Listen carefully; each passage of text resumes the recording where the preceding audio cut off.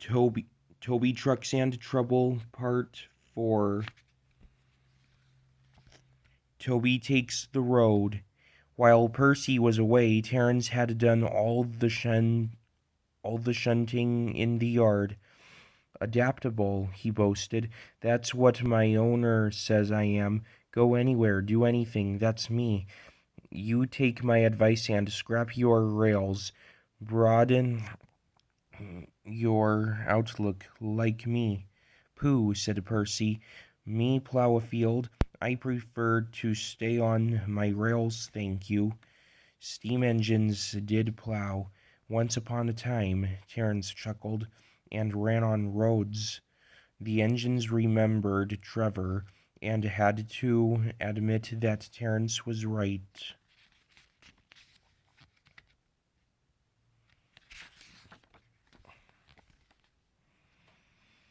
Repairs to Mavis took longer than expected, and Toby became used to trundling off to the quarry each morning. Because of Toby's small water tank, his driver and fireman had arranged with the quarry manager that they should bring loaded trucks down to Farquhar at lunchtime instead of later in the day. It saved time too, for would Toby would otherwise have needed an extra journey to fill his water tank. This way he delivered the trucks and got water in one visit.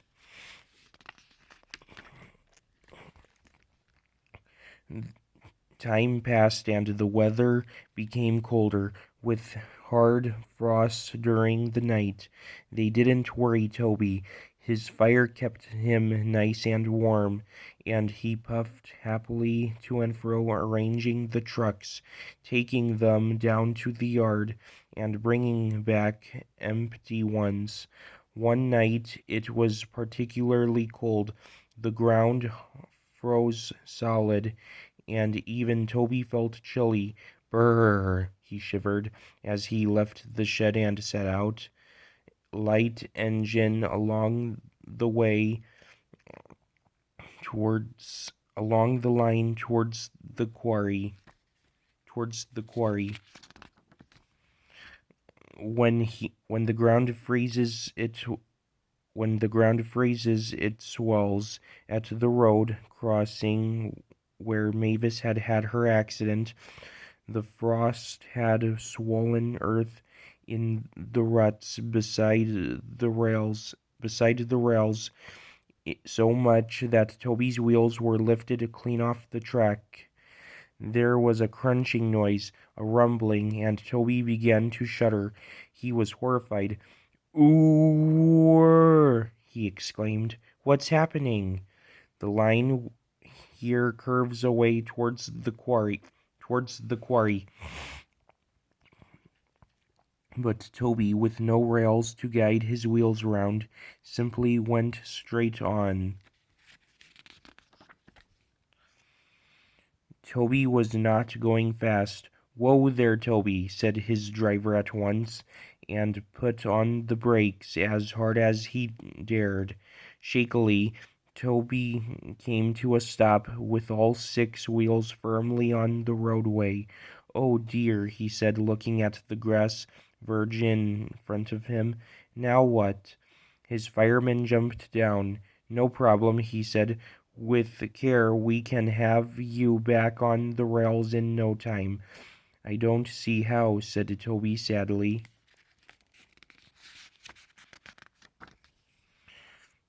Directed by the fireman, the driver carefully reversed Toby along the ruts his wheels had just made. At last, with a thud and a jolt, Toby felt the rails safely beneath his wheels once more. He heaved a sigh of relief. "Well done, Toby," said his fireman. "Now I'll spread a few hot ashes from your fire along there so that it doesn't happen again. Then we can get safely up to the quarry. and no one will be any wiser.